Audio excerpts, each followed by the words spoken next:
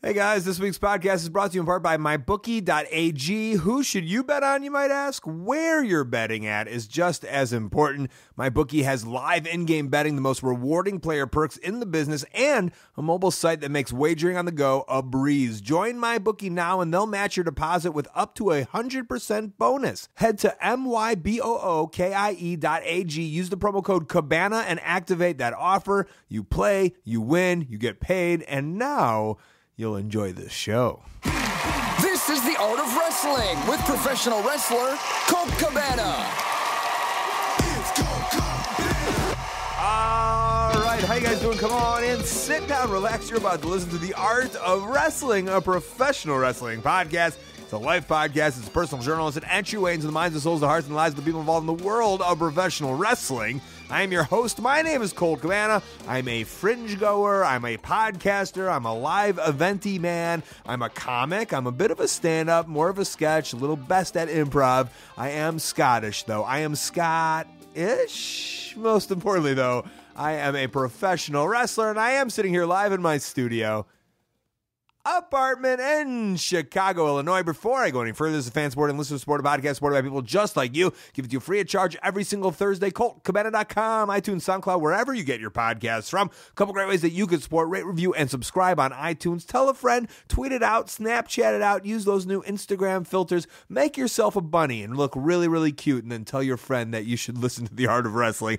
Most importantly, though, ColtMerch.com, DigitalColt.com, t-shirts, buttons, pictures, posters, DVDs, The Wrestling Road Diaries, digital or DVD, so much great stuff. ColtMerch.com, DigitalColt.com. I'll tell you about the Fringe and all the fun times in Scotland. Before we do, I do want to let you know, I said doo-doo there, and you thought I was going to skip over it, but I didn't, doo-doo. My guest this week, the guest on the show. It's been a while since I've had a one-on-one because I did all the live shows. And before that, we had two Fringe previews, which were super fun. I hope you guys went and listened to those. I love the live shows. I know they don't do the numbers that everything else does. Brendan and I and Marty and I both did Fringe shows. Marty and I are doing a show, the comedy show. We're doing it at the 208 Comedy Festival. It's only $10 a ticket. That's a steal at Boise, Idaho. We've never been there before. I've been wrestling a long time. Never been to Boise, Idaho. That's why I thought it would be cool to go. Hopefully, if you're listening, you'll come to Boise, Idaho this Friday, September 8th. I hope you're not listening to this September 9th in Boise, Idaho and be like, fuck. It's a good chance that you are, though. But today, Dalton Castle, and age is a weird thing. That's my first thought as I sat down here and I was about to tell you that Dalton was going to be on the show, because the first time I met Dalton and we talk about it was at this bar and he was just there hanging out with Colin Delaney. And in my head, he was, I don't know, like 25, 26 years old. But as he told me in the story and in this conversation that you'll hear, he was just a college guy. But because I think because I started wrestling so young, I was 18 years old. In the context of it, I remember, where I was in wrestling 4 years later at 22. And I felt that like so much had gone by in my life that I guess him being 21 or 22 at that time and not being in wrestling to me seemed very old. Because I'd been doing it for a while at that point. And then just today, I was talking to one of the first promoters I ever wrestled for. He's a promoter named Dale Gagner. He chopped off that last R and promoted himself as Dale Gagne in Minnesota for years. He's the guy who had me wrestle King Kong Bundy in my 4th or 5th match ever. And then I wrestled a bunch for him. And he was telling me how him and another wrestler that used to wrestle for him all the time, the illustrious Johnny Stewart, just turned 50 years old. And for those of you who don't know the illustrious Johnny Stewart, if you've been watching those AWAs on ESPN, he was all over those. Like, he was their version of Ric Flair. And then he wrestled a bunch for Dale. And I was on the show. And at the time, I was 19. And I just remember thinking that this guy was, like, old, And not, like, old, but just old. And he wrestled like kind of like a lazy vet, and he was kind of big. And just in my head, it was like, well, he had his run. He was in the AWA, and now he's just kind of doing these shows for fun. And thinking back, if he's 50 now, he must have been 33 then. And I'm 37. And, I'd like to think I'm still rocking and rolling. And he was 32 or 33. And to me, he was just such a grown man. Responsibilities, maybe because I've set up a life for no responsibilities. But age is so weird when you think about it. I guess not weird, just the way, I guess not weird, just I don't know, the way you perceive things at different ages. That's what was kind of weird. So that was my take with Dalton on. But nice to have Dalton on the show. I think this is something maybe we wanted to do, but we were kind of in a program for a while, Ring of Honor, and now seems about the right time. So you'll enjoy this chat that we had, and then you'll cheer him on. I mean, everyone does. The guy is so over. It's pretty crazy. It's pretty crazy to see on all the ROH shows that I'm at. So speaking of over, the Edinburgh Fringe Festival is over, and every year, time of my life, they're all great. 25 some odd shows in a row. I wrestled a bunch. Please, if you listen to the Glasgow episode, I tell the story how not only did my bike get stolen, but I ended up going on a train to London when I was supposed to go to Glasgow.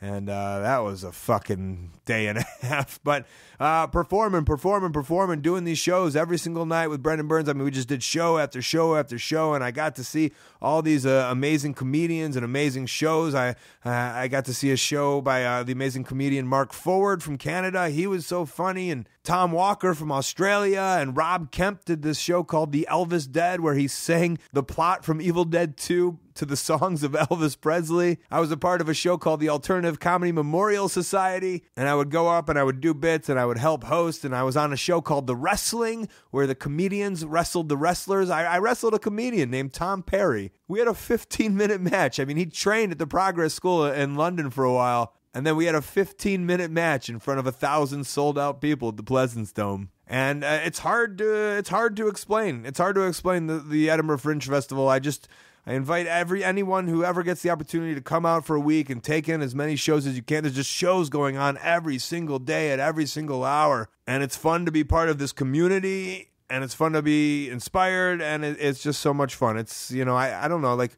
one day there will be the wrestling, I guess WrestleCon. I guess it's imagine WrestleCon with way more shows and cheaper shows and just a lot of accessibility to as much wrestling as possible for 25, 30 straight days. It's pretty great. I can't wait to go back next year.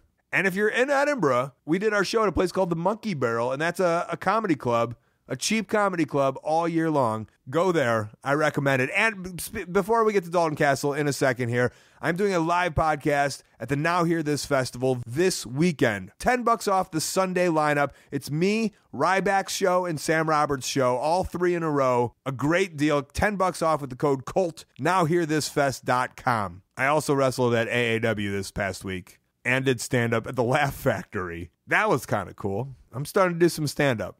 Before I'd always say, I do comedy, I don't do stand-up, but I don't know, I'm starting to dabble in it. I put a little joke I made up on my Instagram. Feel free to check that out. All right, let's get into a Song of the Week. Before we do, though, I want to let you know that Song of the Week is brought to you by Harry's.com. Good news, guys. Harry's is now going to send you a free trial set. That's free. All you got to do is pay the shipping. Harry's is my favorite razor company. It's the razors I only use. Come to my apartment. Look in my bathroom. It's right over to my right. In there is just only Harry's. I'm a frugal man. We all know that, but I also like great quality. So that's why Harry's is perfect for me. They recently upgraded their razors, too, but they're still the same low price. $2 a blade. They got rid of the middleman. They went to Germany. They bought a factory, and now you get these sweet deals. All right, this free trial set, you get a weighted ergonomic razor handle, 5 precision-engineered blades with lubricating strip and trimmer gel, rich lathering shave gel, and a travel blade cover. That's a $13 value for you to try, and you could try it free. Just pay that shipping. Harrys.com/wrestling. That's how you get all that free stuff. Harrys.com/wrestling. All right, the Song of the Week is all the way from the punk scene in Boston, Massachusetts. Drew Kazoo helps lead the Sprained Ankles. He's tweeting at Sprained Ankles, and you could buy their great wrestling-themed music, thesprainankles.bandcamp.com. This one's called Heel Turn. Enjoy it. We'll be back with Dalton Castle. Promotional consideration paid for by the following. Hello, Fresh. I know your name's not Fresh. Well, it might be. You might be the one person named Fresh. But HelloFresh.com, That's who's making cooking fun. HelloFresh. They focus on cooking experience, not just the final plate, which is also delicious. They're farm to box, couch to kitchen, and fork to feel good. So many great options between the classic, veggie, and family box. You can order 3 to 5 different meals per week designed for 2 or 4 people with new recipes created each week with step-by-step instructions designed to take about a half hour. Listen, you can be a legend or even a first time in the kitchen. It's for everyone. For me personally, they sent me meals. I made them. I dug it. I didn't have to go buy all these different ingredients and then eventually throw stuff out. No, they gave me the exact quantities I needed, so I didn't have to waste any food. And that helps me out a lot because obviously I'm on the road a lot. I got some meals for the fall. You can too. Maybe you want some breakfast options. HelloFresh delivers it to your doorstep in a recyclable, insulated box for free shipping. And it's less than $10 a meal. For $30 off your first week of deliveries, go to HelloFresh.com, enter the code COLT30. That's COLT30 at HelloFresh.com. Delicious ingredients you'll love to eat. Simple recipes you'll love to cook. So get cooking. This is how we do it. But this is you're the radio guy. Well, apparently not. No? Because not anymore. Well, that's what you, I mean, how well do people know that? And when you, like, there was that thing with you and Paul Heyman. Oh, you watched that? Where it was him and Punk and like 7 a.m. they came in. Yeah. And then they But it was weird because you were like, were you in Ring of Honor at that point? I don't think so. I think I was about a year away from getting there, yeah. And then you're like, I'm sitting there just talking industry, but you're like the morning radio guy. Yeah, hey. And then like I had to like, I don't know, I don't want to tell them that I wrestle at that point. Yeah. I'm just talking to them. And I'm like, those are the hardest interviews for me because like those are the, talking to like the bands and the comedians are easy because I'm not trying to get into their world. Right. But those two, and they came in. I was So like, you didn't tell them that you were a wrestler at all? not until the mics went off, and then we talked. Ooh. Yeah. And That's then when the good stuff comes. and they were super nice. And Paul was super nice to me after. I think he appreciated how much I knew about wrestling. Right. Because yeah, but then I feel it's like, ugh, but he was a wrestler. Like, it's a letdown that you were in the industry, right? If you're doing one of those interviews. Who would you, so, wait, over the years, who did you talk to? in wrestling? I don't know, maybe both. Oh, man. I remember one time I was in Rochester still doing nights, and my boss told me I had to interview Metallica on the phone. And he goes, but it's not until your shift ends. And I was like, well, but I got tickets. I have box tickets to go watch the Red Wings versus the Sabres tonight. That's an hour drive. And he's like, I don't know what to tell you. And I was mad that I had to interview Metallica. I was so mad. I was kind of on board with you, but I'm not that big of a Metallica fan. Yeah, but you're a big fan of free food and hockey, right? Right, exactly. That's why I get it. I missed the first 2 periods because of that. Son of a bitch. Metallica ruins everything. I don't know. Did you? Is this it? We started, yeah. I guess you did ask me when it starts. Yeah, and you said Montel Jordan, and then Metallica took over, and one started. This DJ sucks if he's playing that song into that. Yeah, it's no good. I'm going to play in the background, too. Wait, so, like, would famous people come in? And, Yeah. Oh, man. I've got a bunch of... I usually save all my interviews, which are terrible, because I was just kind of learning as I go. But I would sit back and realize like how cool the job was and how I had no business talking to some of these people. I talked with the guys from Linkin Park, POD, Chad from Nickelback. Heard of Nickelback? Did he pass away? No. He's dead. R.I.P. Chad. Right? No, he didn't die. Somebody died that wasn't a thing. I think Linkin Park is what sparked your memory there. Ugh. I love that Linkin Park song where they're like, "Look at this photograph." Your knowledge of Linkin Park is better than me. So when you're doing these podcasts and stuff, are you thinking about you as an interviewer? Like now that you're starting to do some stuff. Oh yeah, 100%. I start like when not like you, because I feel like we've got a personal relationship, but A rapport, because we used to date back in the 80s. But you weren't born in the 80s. Yes, I was. Mid 80s. 89? 86. Oh, okay. Look at these crow's feet. Yeah, you're getting up there. No, they like when I do like a smaller podcast or somebody calls me and then I just like get the questions. I'm like, oh my God, I used to be that person. And so I don't You're Metallica. You're Metallica now. Suck on that, Metallica. All right. I am and I also like anytime somebody like asks me to do one, I try my best to at least respond with a no and tell them kindly no instead of ignoring them. There's a theory on that, though. I feel like, okay. Yeah, fair enough. Because I remember reaching out and just being like, well, this guy doesn't even take the time to at least say no. But then that no is so hard, whereas maybe you're like, well, maybe he didn't get the email. Maybe it went to spam. These are my theories. That You think you're doing them a favor? Yes, by not rejecting them. I just send them a middle finger emoji right back. Smart. All right. So, so we met years ago. Who's this? Hey. Hi, friend. We got a friend in here. And, of course, my first memory of you, which you'll probably remember. Oh, wait. Is at the I'm bar. hoping... It's the Chikara bar. Okay. What was it before that? There's others before. Well, maybe it was post that. But go on. I know the Chikara... Go on with the Chikara bars. We were at a Chikara show. I think it was in Philadelphia. It was Downey's. It was, okay. Yeah, that was like the after hangout that guy. everyone would go to. And you made yourself so comfortable... And I was like, oh, this guy must have been wrestling for 10 years now or whatever. Oh, really? I gave you that vibe? Well, the sense of like, it's just so weird because now you know our world and how people are kind of afraid to approach us or whatever it might be. Or, like they're easing on to like trying to become buddies with a star or an independent wrestler or whatever it is. And you were just like... Yeah. You marched right in there, and then I was like, wait, who is this guy? And they're like, I was just Colin's friend. I go, is he a wrestler? No. Oh, yeah, I wasn't even probably wrestling at that point. He's just some dude. Yeah. He wanted to go on a road trip. And so then I guess, I don't know if it's not years later, because I think about this as like, I've been around. Well, at Downey's, do you remember what our bonding point at the table was? There was some girl talking to us who was drunk. And I remember you and I were seasoning her with the salt and pepper. And she just sat there and let us shake salt and pepper on her head. Oh, I vaguely remember. And we're like, oh, you're going to be so spicy. Oh, man. Poor girl. I feel that's like... It's so funny you say that because that was probably... what do you think? Was that 10 years ago? 10 years ago. Yeah. So I was in my mid-20s, if not late 20s, maybe. Yeah. And was that your pickup game? Is that what? No, but did it help you that night? There is a difference, a real difference, and you tell me if you've seen it too, and I've seen it in you to say that, of me in my 20s and me in my 30s. Mm-hmm. So much, like, there's people who just remember me as the guy who would, like, show them my dick.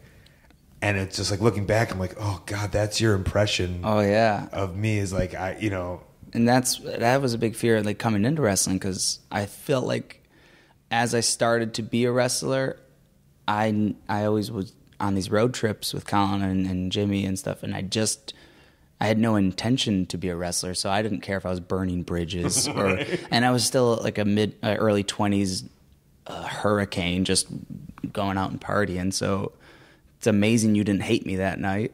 Oh, I mean, I did. Oh, good. Yeah. Good. You should, rightfully so. I don't know if I didn't hate you, but it was a little too much, a little too soon. Yeah. And in saying that, I think you've changed over the years. I think so too. Or you've calmed it down a little bit, right? Yeah, because now I see people who I used to be, and they annoy the hell out of me. And I like to, I don't know. I don't know what I was going for when I was younger, but I consider consequences more now, and more or less just how my actions affect others around me. Like, am I annoying somebody? Like, that's a big thing because I get annoyed easily, and if I'm going to be loud because I think it's funny, is the whole room going to like it? Yeah. This is called the ACH theory. Yeah. No, and also I'm saying, like, I'm never apologetic for it, for who not like who I was. It's not you. It's not who you are now. Right, yeah. Exactly. And that's whatever you grow, and that's who you become. But I mean, the internet exists, right? And all the videos we made, and all the. What kind of videos did you make? Oh, just all the stupid YouTube videos that are up there from like when I was in radio, early radio days. thinking I was funny. They're out there. You were talking to Paul Heyman and Punk. I was like, hey, Paul Heyman, what do you think of girls in their vaginas, right? He loved that joke. Is that doing the, Yeah, the DJ thing? DJ Z. Or Dalton Castle in the morning. And then a toilet flush sound effect. Yeah. Did you when this podcast world came out? Were you like, hey, that's what I was supposed to be? No, I didn't quite get it. Like, I remember, I loved yours. I remember at one point I was working 4 jobs. I watched Kids in the morning for the YMCA because, I'm the coolest. And then I'd go from there to the YMCA and work in the weight room. And then from there I would drive to a production house that made commercials. And a lot of times I was just typing things up. So I would just listen to your podcasts the whole time. And then I'd go to radio and whatever after that. But I didn't understand how it worked. I would never thought you really get a big audience. I think I even asked you when we saw each other in Cleveland once. I was like, man, you're really good at interviewing people. You ever tried to get a radio job? It's. And you go, no, I think that's dying. Yeah. I was like, but that's my career. Right. But I also still there's a little bit of I feel there's a little bit of everybody that podcasts who still, I think it's like wrestling. It's like these guys, everyone's making a good chunk of change in independent wrestling or whatever it might be. And they're always like, but still WWE. And even though it's been proven now that you don't have to go there, it's still that's what we know. So I think as podcasters, people who like to talk, we still think but that radio, that's what we grew up on. I think it's a big part, you want somebody else to take on the responsibility, the financial responsibility or just the blame. If a company is not doing well, it's not on us, the talent. It's because the company's not putting the right effort towards it. They're not pushing me the right way, or they're not providing me with the right equipment to do my show. That's what I assume a lot of people hold off on. From going from podcasting to radio? Yeah. Oh, no. The why people look at I wish I was on radio, or I wish I was in the WWE instead of I think hustling myself and making my own living. Yeah, but for me, it's the pedestal of radio. Maybe at least for me, because I grew up. I think everyone grew up, at least my age or your age, in the car. Is it also our parents or grandparents are like, oh, you got a podcast? Well, when are you going to do real radio? Is that wrestling? Yeah. Oh, you're doing these little shows? When are you going to do some real wrestling? I get that every day. Yeah. When are you going to make it big time? I was like, I don't know. When I'm at home, I feel like I've made it. Right. See, that was, as weird as it sounds for me, in the WWE, doing the WWE even though it was awful as it went. It's whenever people ask me what do you do pro wrestling, WWE, and I was like, yeah, I was there for 2 years, and they're like, oh, so you are real. You know what I'm saying? Oh, you got some validation? I don't tell them that, I was the worst. I was known as the worst of all time. But it's the idea of, you can... Is that a real list? Did you make it?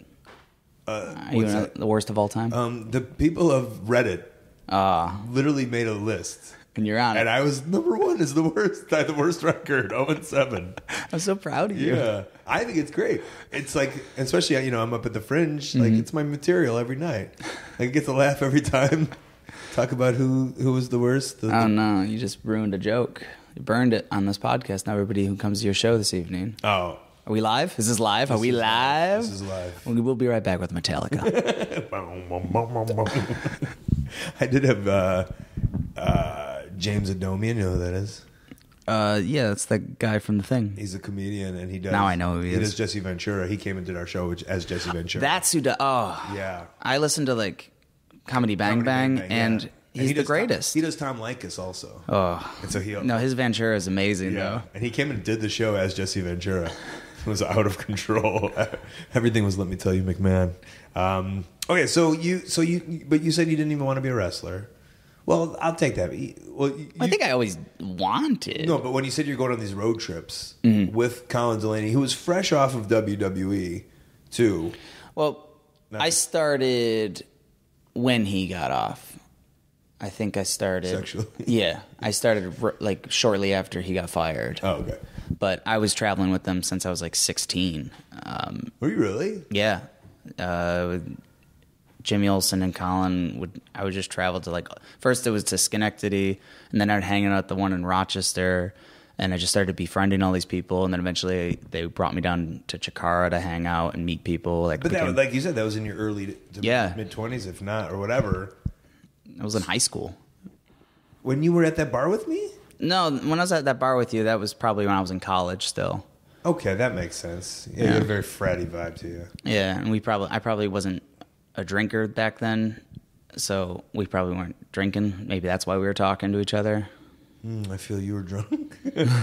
I was. Okay. There wasn't much difference between the two. So for 5 years, you went on trips with these guys?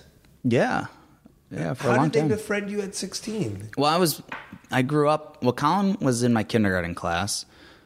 Yeah, and then he left in second grade, and then Jimmy Olsen, who was his tag partner, came in second grade, and we became best friends. And then when we got to be 15, Jimmy started training to be a wrestler in Rochester, and then I would just started hanging out with him, and I would travel with him some weekends when I wasn't at a tournament or something, because I was an amateur wrestler. So also I was a really good backyard wrestler with him. So I don't, maybe you've seen my stuff. What was your backyard name? The Roadie. I was in a tag team called the Platanos. Spend my night working hard on the go? That's right. The Roadie? Yeah, I was with What's the Platanos mean? It's bananas. I didn't know you're so... With that thin mustache, you look very Spanish. Oh, this is the evolution. Yeah. Is that with you and Triple H and Randy Orton? Mm-hmm. And we slowly... And Batista? Were you the evolution? That's us. Okay, good. When we sing, I don't know the music of it. Bananas and pajamas? I feel Platanos and... I just sat in our room and watched the Young Bucks singing the Evolution song. It was mind-blowing. Where are we going with this? I forgot. I got off track. We were talking about bananas. Yeah, well, you Oh, how I ended up on road trips with them. Yeah. Oh, I just So he started training, and you didn't talk to Delaney at that point, right? No. Yeah, so I would start traveling with them, and then I started befriending all these guys who were in the wrestling world. How come you weren't like, oh, well, if my friends are wrestling, I'm going to wrestle too? I was too busy doing amateur wrestling. I just never, I don't know. Did you do amateur wrestling since you were 4 or something? No, I started in 7th grade. What's that, 11? Yeah, 11 or 12? No, 13, bar mitzvah age. Oh, yeah. 12 or 13. I was almost a man. Yeah. And what made you do amateur? I never got bar mitzvah because I'm not Jewish. Do you look at me as a man, though? That's a great question. Yeah. I guess not. You never did. Never really made that leap into manhood. Yeah, poor guy. And you never got those big bucks. That's why I surround myself by tiny boys. Just in perception, I look real cool. They look like they're having their bar mitzvah next year. Do you still have bar mitzvah money? That's how I paid for wrestling school. Really? Yeah. Good investment. It was a great investment. It's paid off. And I think there's bonds. You get bonds. That was a big thing. People would give you I don't know if that's even a thing anymore. I don't know. Is the World War II going on? That was a big thing, right? I don't know. It was you get an $18 bond, and it's supposed to appreciate to $100 in 20 years, and I think it's $19 now. That seems like a long time to wait. Yeah, so you just cash them in and you pay for wrestling. Where do you it's like a physical piece of paper? I think so. Yeah. Where do you keep it? The bank. Oh, I don't know. My parents' closet. I was a kid. All right. And then I came out. To grab of the closet. I came out to get with your bond. And went right to the bank. Yeah. I hid in the closet my whole childhood and then came out $100 richer. Look at me. Yeah. So you did. So you were amateur wrestling. You picked that one just because you picked it, or what? I started it because it was time to do sports in school. 7th grade's when they start offering it, and I played soccer locally the whole time, and. My sister's boyfriend, she's older than me. They were in high school. He was a wrestler, and I thought he was the coolest. And then they were reading off the list of sports we could do in our school, and wrestling was on the list. And I was like, "Oh, I think that's what I'll do. That sounds cool." And then later on, I found out he was a total trash ball and wasn't really that good of a wrestler at all. I'm way better. I'm so good. But when you're a kid, even if they suck. He was older than me. Yeah. He was cool. Yeah. There's this aura about people, of course, of course. So then you're just in and you're doing it, and then you got really good at it, right? Yeah, I got real lucky. Like, it took about a year and a half to, I don't know, I wasn't good at first, but once it clicked, I started to love it, and then it's all, I still wrestle to this day. I have a guy a friend of mine who runs a school called Kirby Three-Style Wrestling in Troy, New York.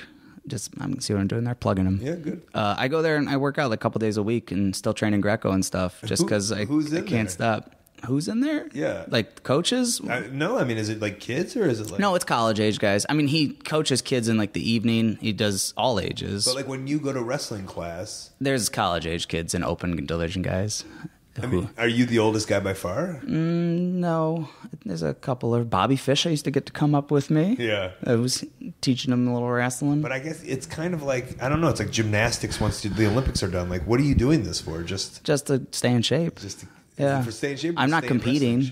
I don't compete or anything. Do you want to compete? No. Why not? To make weight? That sounds terrible. Why is that still a thing, by the way? Weight classes? Yeah. To making weight. Making weight's an awful thing. Yeah. But what else are you going to do? They have weight classes and you got to make the weight. Weight you are. But the next jump, like what if you miss it by like 2 pounds? The next jump is ridiculous. But agree that the weight cutting techniques are probably like the worst for your body and you as a human. Well, yeah, but you don't have to do it in a trash bag. You could do it smart and diet. Well, or take your time. Or just not compete like me. Fair enough. Yeah. Okay, and then are there any of the pro wrestlers that go? No, I'm the only pro wrestler, and I didn't tell him I was a wrestler for about 8 months, and then. But it's your buddy, though. You said. Well, I met him through this. I just went up there and started training, and then he was like, "Oh, yeah, keep coming, please keep coming working out," and then now we're buddies. And then when he saw you on upstate New York Ring of Honor Sinclair broadcast. Yeah, when he bought the premium cable package that has the channels that have a decimal in it, he was like, "Wait a minute! Good thing I stayed up till 3 a.m. tonight and I caught this episode." Have you ever been like on the street for like on the TV? There's a difference between like a fan who knows you just because they're a wrestling fan and like someone who's like watched TV and be like, "I've seen you on TV." Has that ever happened? I went to the gym once and it was on the TV there, but nobody knew that I was the guy on the TV. Yeah. Nobody recognized me. I just keep like pointing out, well, that's interesting. Anyone?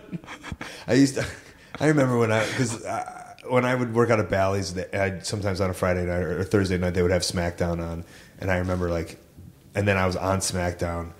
And even though it was what it was, I had this weird dream of like walking in and being like, slow clap. Slow clap. But it really just doesn't happen that way, does it? No. No. TV. I don't know. Once we make it to this level where we think we're really successful and we go to these shows, like tonight, every person in the building will know who I am when I walk out. Well, just bragging a little bit. But I can be sure that they all know this world. But then we realize what a small world pro wrestling is. And right, when we're in it, because whatever, it's 1,000 people just going crazy for you. But that's literally, these are the only 1,000 people within a 100-mile radius that know what it is. But they're all in one spot. So right, that's what I'm saying. Highly concentrated. And then once you start spreading them out, it's like... Ooh, reality. And I think about that too, like when I'm booking like comedy shows and stuff too. It's like, I have all these listeners from the podcast, but they're all so spread out throughout the whole world. Mm-hmm. That you can't just concentrate on one city. So like if it's Cleveland, it's just going to be like 100 people in Cleveland, which is amazing. But I think a lot of people think that like, if you have really good numbers or whatever, then you could just go to a city and there's going to be 10,000 people there. Does that make sense to you? Yeah, I have so many Twitter followers. They must all live in the city I'm going to, right? I mean, nope. But you spread out whatever you have, 100,000 Twitter followers. 100,000 people. I think you need to go down a little lower with my number. I'm giving you some credit. 65? Yeah, you can give me about 60,000. You made me about 80,000 more. Really? 20,000 followers? I'm pretty low. Let me check. Yeah. This is gonna be real. Let's get you. Hopefully, this episode gets me at Planet Peacock. No, that's my Instagram. The real Planet. My Twitter is at JR's Barbecue.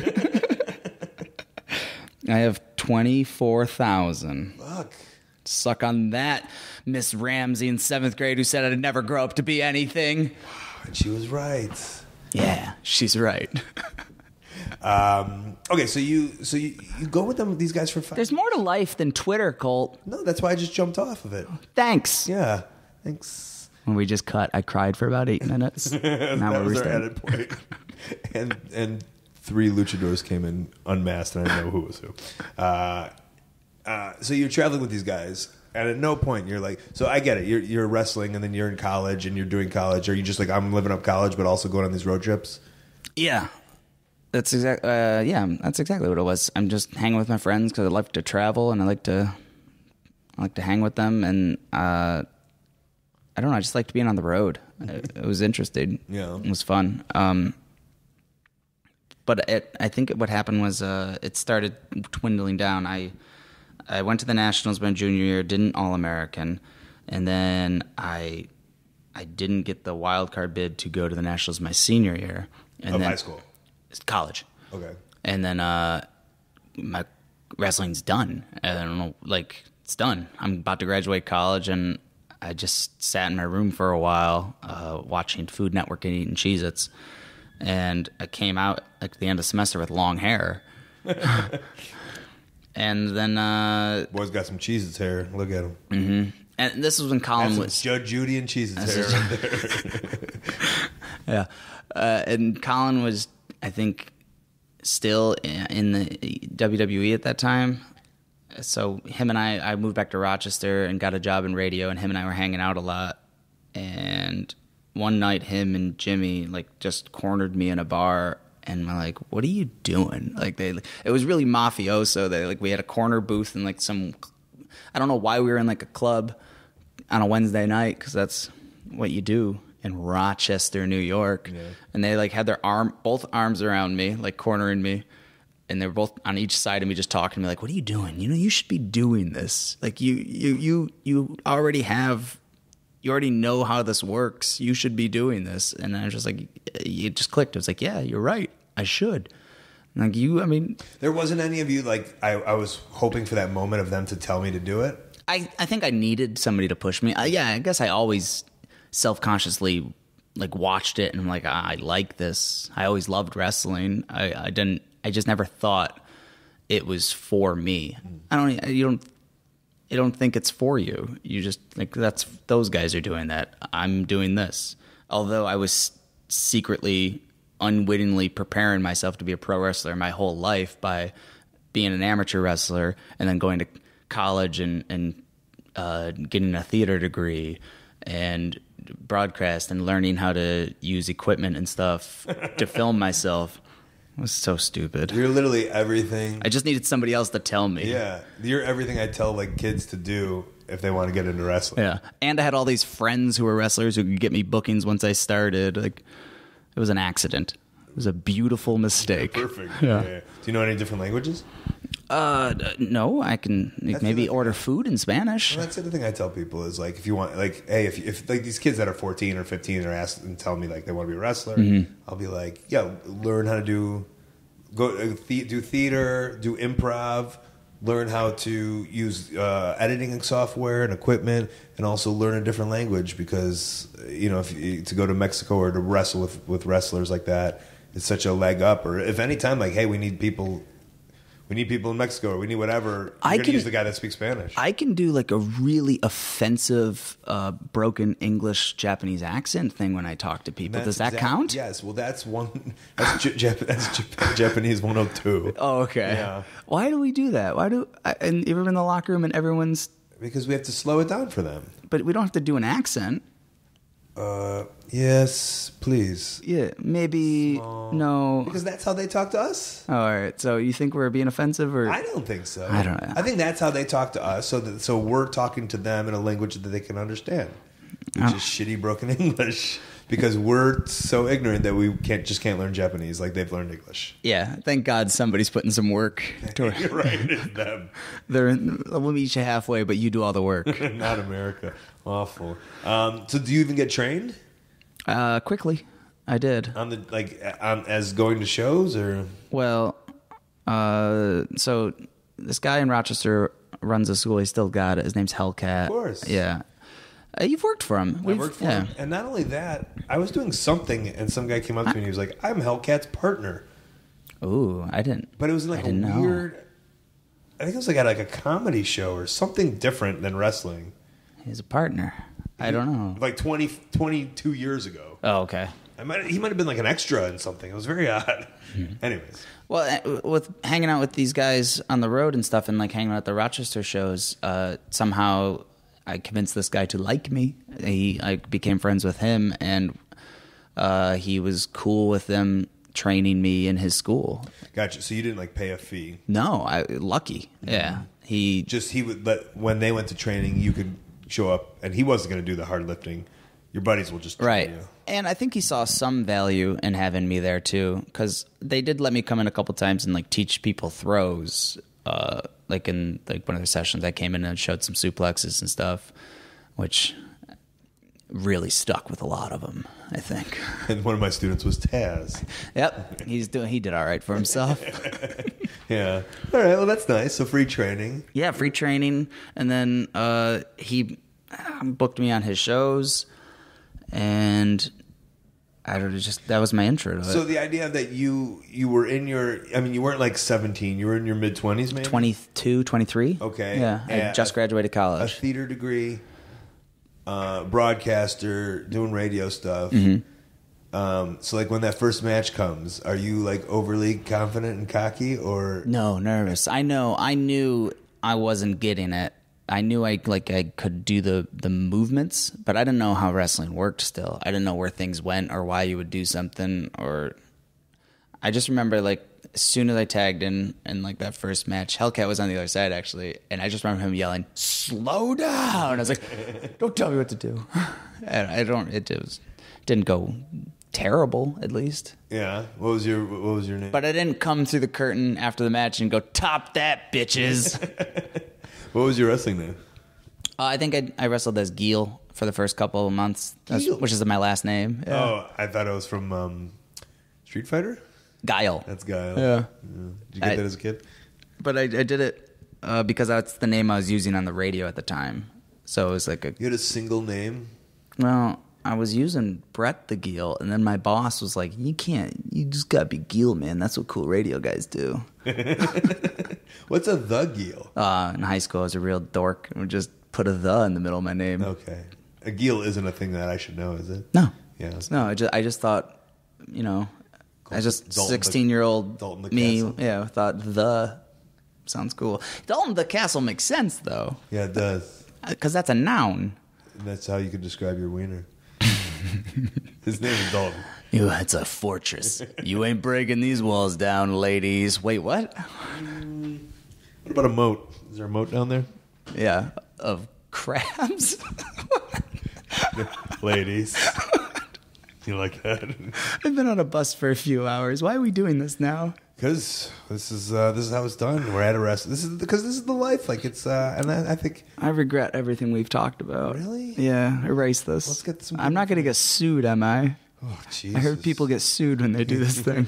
It's a legitimate fear of mine that no one would do my show anymore. Is this going to get me booked on Doug Loves Movies? Is this going to get you on there? Yeah. He's going to listen? No way he listens to it. Oh, he totally doesn't, does he? But somebody came up to me the other day, and I introduced myself. They're like, Colt Cabana? I was like, yeah. They're like, from Doug Loves Movies? Oh, my God. That's so cool. Yeah. Oh, so I love when, like, your name pops up on podcasts that I listen to that aren't wrestling related. Mm-hmm. It's the coolest thing ever. I feel like, I don't know, I feel like wrestling wins one at that point. I'm like, he's ours. Yeah. That's Cameron Esposito. I'm a big fan. And then just randomly listening to her, it was a couple years ago. Stop podcasting yourself. No, it was the Put Your Hands Together. Put Your Hands Together. Yeah. And somebody in the audience was just, I think, wearing your shirt. And she was just like, I know him. Yeah. Yeah. We did a show together. We did a show called Bullseye together, which is an NPR podcast, a live show in Chicago. And we started becoming friendly. Aww. And then she moved out to L.A., and she blew up. Because of you got the old rubski from you. Gave her the rub, yeah. That was nice of you. Yeah, thanks. And then she was like, you should try radio. You've been getting a lot of advice. Yeah. Okay, so then, like, when does it start clicking for you then? If it doesn't click in that first match, which it doesn't for anybody. Oh, thank God! I thought I was the only one. Yeah. No, spoiler, it doesn't for anyone. I don't remember how long it took. I remember like the first match where I was able to kind of finish it without having to call anything, which was nice. It was like AIW, some weird tag gauntlet. And I just remember like being comfortable out there. And then I was like, oh, okay, maybe I'm starting to pick things up a little bit. And you were the party peacock, though. Yeah. At AIW? I don't know if I was using the peacock yet then. I think he started coming around, like, I guess when I was like, Yeah, I definitely was the peacock when we worked together. AIW, then IWC. And I thought I ruined the chances of ever being friends with you that night. Which one? IWC? AIW. I don't even remember wrestling. Good. That's good news. Is it bad? Yeah. It was real bad. Oh. All right, so I remember, I'm like, I'm going to work with Colt. I was like, I've always wanted to kind of be friends with you. This will be a great way for us to be best friends. And I don't know what I did. I gave you a real stiff forearm, and then you came back, and you're like, oh, what was that about? And then I blamed it on my trainer. I said, oh, it was Jimmy's fault. That's what you taught me to do. So I threw somebody under the bus. I gave you a bad match, and then later, if that didn't solidify the deal, you were recording a podcast, and we were in the hallway being real loud, and you came out and yelled at us. That must have been the one I did with Colin. Yeah, it was, yeah. It was a very early one. Mm-hmm. Yeah. Behind the paywall. Yeah, correct. Thank you. It's probably it's not online. It's not a bunch are up on YouTube. Yeah. And that's like that was me figuring out like how and where I got to do these things, as in podcasts. So we found a nice hidden place. Although the Luchadors found a way to get in, and some random guy that works here. This is a nice place. I do remember you rocking my world though. I always find that funny because I'll do it again. Yeah, well, you did. We wrestled. Luckily, we shook hands and now we're friends. Yeah, but I'll still do it again. I'll come right out of the ring into the commentary table. I don't know what it is. Because I'll throw some hard punches. I remember, like, Generico and Owens were just like, what? Like, they're like, Colt is great to wrestle with, but those like my comeback punches. They're like, watch out for those fucking punches because they'll rock you up. Is it notoriously hard comeback punches? Is it because you're all flipping and flying and throwing your hands around? Just I'm in it. Maybe just feeling it. I'm ready to go. It's not your fault. It's the crowd getting so behind you. It was Jimmy's fault, actually. It was Jimmy's fault. Jimmy Olsen. Yeah. And then, Jimmy Jacobs' fault. In Ring of Honor, I came back and like I was kind of blown away by what you, and I'm going to say like kind of just did yourself. It's something to like. I grew up a little bit. Yeah, and you made a character and you made a thing, and you always, and you tell me like this is my biggest word is like. It's fun, like when you get to the point where you like everyone like likes you and you're cheered and you're I'm like the biggest star in the world. But you do get one of the loudest cheers, and like my fear is always like, well, when's that going to die out? I don't know if you have that. Every night, I had to come out last night and like cut a promo on Cody, and I was just like, oh no.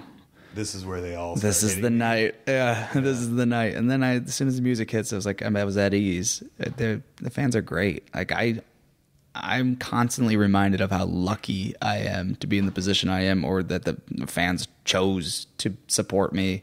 And I don't know, because of that, I always try to put more effort into it because I don't want to lose that. I don't want to disappoint them or make them feel like they've chose the wrong person. Yeah, and it is right. It is. I agree with you. As the fans chose, like you're the one that chose, and that's what's great about Ring of Honor, and that's what's I'll say that's what's great about the independents is it is like it's not a machine going cheer this guy. Mm-hmm. It's hey, whoever knows like organically just gets it and does it. I wasn't supposed to be here. That's who moves through the system, and then on to bigger and better things or whatever it might be. And I said that wrong, but like when.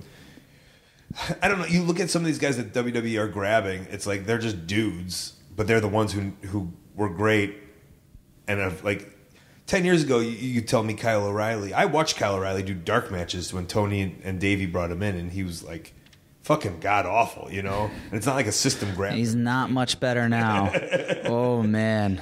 So, can you like walk through a little bit of like, I guess coming in with that character, forming it, and then like seeing the people kind of gravitate to it, I guess. Well, in Ring of Honor, I feel like I already had a really good handle on who I was with this character. I like, because I've been doing it for a couple years on the indies. 2CW was the first place I did it. And you would do with the big giant spread and the boys. And... I think it took maybe three times, and then I added the big spread. Before it was like the jumpsuit, it was the cape, and the boys. Ashley Six was running Super Kick or something in Toronto. Kicks, yeah. I don't remember, but it might have been under a different name when he ran the show. But he said he wants to give me Showgirls, and I was like, "That's cool. I'm gonna get a whole get up for it." I already had a cape, and then he goes, "I'm gonna get you Showgirls. It's gonna be great." I go, "Okay." So I bought a jumpsuit, and I showed it to him, and he's like, "That's cool." And then I did the entrance, some horrible, like, choreographed entrance with 3 girls. And then when I came back, he goes, "How was it?" And I was like, I mean, it was all right, but I think they need to be boys. And he's like, "All right." But then the next week I had 2CW, and the whole week I just went out and like made outfits and stuff. And I came up in my head with what I wanted to do for an entrance, and I bought fans and stuff.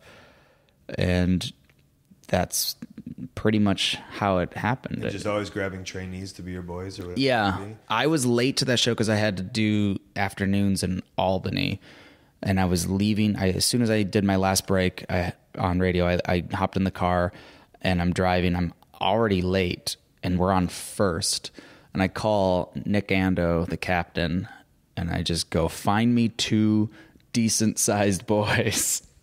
To do an entrance. He goes, "Not allowed here, but I'll see what I can find." Yeah. And then I get there, and I feel like it's like a 7-man match or a 5-man match, and everyone hated me because all I wanted to do was rehearse my entrance with these kids instead of talk over the match. I'm well aware of this. Oh, you've worked with me before? I'm well aware of this I must be stigma that you have. I'm a nightmare. Oh man, yeah, New York City in front of sold out 2,000 people. I just remember you just being real mad, but I looked fantastic that evening. A star. So you're welcome. True star. Yeah. And then but you came in as a heel for Ring of Honor? Yeah, I think I just took that route because I was working against Ashley, who just came back from battling cancer, and I was not going to. In Ring of Honor when you first. Yeah, it was a top prospect tournament. Right.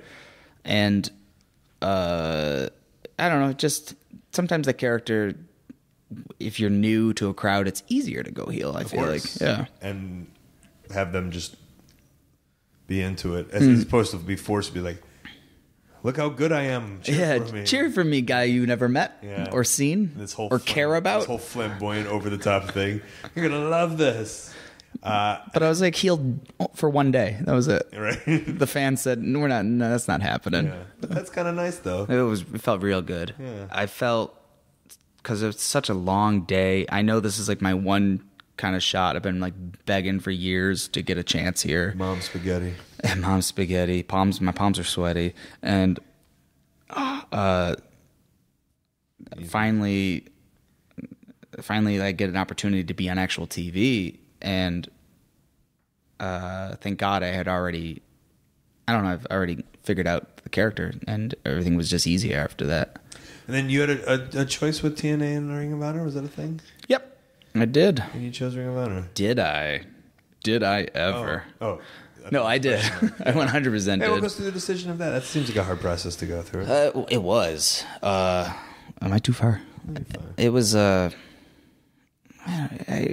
we want to do is make a living doing this, and you go so long with no offers, nothing, like it's never going to happen, and then it's suddenly 2 offers are on the table, and one of them was not a living, and the other one, I mean, it was a decent salary. Gotcha. But it wasn't the place I felt like I needed to be, and I didn't have the best experience, and everyone was super nice, but I just didn't feel Ring of Honor is real, kind of hands off with your character and creativity. I didn't feel like that was going to happen down there. Mm-hmm. And I just sat on it for a couple weeks. And who'd you talk to? Anybody? My wife. And she just said she wants me to do what makes me happy. But does she know the biz? Like, does she know these places? She's seen both products, and she knows how hard I've been working to get in Ring of Honor. She knows, because I would leave. I was still traveling. I would go to indie shows that I was on, and then when I wasn't on weekends, I would ride with Bobby places and just hang out at Ring of Honor shows, just to be noticed or to find an opportunity to ask somebody for a job, or just a shot. Do you feel like when you reject one offer, this never happened to me, but it has in life, but just not for wrestling? Are you like, these guys are going to hate me now? I did. You consider that? But I told them in the most professional way possible. It's not like I just said nah. Right, but I called them and I explained them my case. Rejected, kind of. Right. Yeah, it felt like I was breaking up with somebody. Right, that's what I'm saying. I got phone calls from the people telling me I was making a big mistake from that office. Yeah. I don't feel like I made a mistake. No. But at that time, they were really trying to make me feel regretful. Right. And that almost solidified my decision making. I was like, why would I want to work for somebody who's wants to hurt me? Yeah. Just because you can't give me what I need? So you're telling me I'm making a mistake? Yeah. And you did make... It was a big mistake. If I list my mistakes from worst, I think stiffing you, denying or turning down the TNA contract, and doing this podcast. Those are the top three. Yeah. And you're in both of them. Two of them involved me, almost. And then, but because of this, so you've gone to Japan and England, and I remember Tanahashi said that thing that you're you're his favorite wrestler or some shit like that. Crazy. Which has got to be weird. It's amazing. Yeah. And you're traveling the world, and it's nice, huh? It's great. Yeah. It's the best job. I have the best job in the world. Do you fear about the future or no? No, I'm going to live forever. Okay. What are your thoughts? I'd like to know your mindset of how you look at some injury. Well, number one, the things getting stale and not being able to freshen up the act or keep the attention of people or earn the love back. That's one. But then there's something that's going to affect my ability to do what I do, like an injury that's going to keep me from performing to the top the way I want to. Mm. And I look at you and I see this giant scar on your wrist too. Yeah, that's from after our match in New York City. Was it really? Yeah, not the latest one, but the one in December. I got a real bad staph infection right after. Oh, nothing I did. Yeah, you're dirty. You're a filthy, filthy man. I do not wash my gear that much. I had to go to the hospital and from the rings, or what do you think? Yeah, I think so. It's something. There must have been some cut on my hand, and then we had to go to New York City, and then we had Philadelphia the next day. You're the only one that gets this? No one else got staph that day. Yeah, it's not like it spreads. I'm pretty sure but I'm saying obviously it was something from the ring and nobody else got it. Yeah, I don't know. I'm the lucky one. I'm immune to all this stuff, I think. I was real lucky. Yeah, congratulations. I was hospitalized, and then I had to pull off PWG 4 days before, and now I got a really cool Harry Potter scar on my wrist. Mazel tov. Thanks, man. Yeah, it looks good. Thank you. Cool, man. Well, everything's going good. Life's good. Life's great. Just don't get injured. Yeah. And freshen up that fucking act. As long as I get to wrestle, I'll be happy. There it is. Right? I love this stuff. If you stop it, you can go back to amateur. No. 40s and over, maybe, when you're 40. Yeah, there's not a 7th grader in the country I couldn't take down. That's a challenge thrown down on this podcast. You keep those guys. John Jones? Yeah. I could beat John Jones if he was still 12 years old. He was in 7th grade. Yeah. That's debatable. He was probably amazing in 7th grade. You're a grown man now, so it kind of works out with the mustache and everything. You think he's? Well, I'm not gonna sit here and debate about 7th graders beating me up. I'm just saying that there's kids in 7th grade who play basketball now who could easily whoop my ass. Oh, well, I mean, it's a different sport. And also, I'm not that good at basketball, and you're good at wrestling. Yeah, but I'm also even better at basketball. Oh no, no, I'm not. Okay, so we know your Twitter. I'm not on the radio. You're not on the radio. Not on the radio. 104.3. That world set. The what is it? 104.3 The Kiss. The Kiss. The Geel. The Geel. I'm on Twitter, the Dalton Castle, and Instagram at none of your damn business. .com. .com. You have pro wrestling tees, shirts. I do. That sell well, and they look nice. I see them over there at the shop. Yeah, you do. They're printed out. They look really nice. Hey, man. Thanks. You have some good designs. Who's designing your stuff these days? Thanks for getting that thing started. It was kind of a life changer for a lot of people. For a lot of people, yeah, it makes me happy. Who's making your designs? One of my favorite artists, Rockets Are Red, a guy out of Baltimore. Cool. Yeah, he does really good work.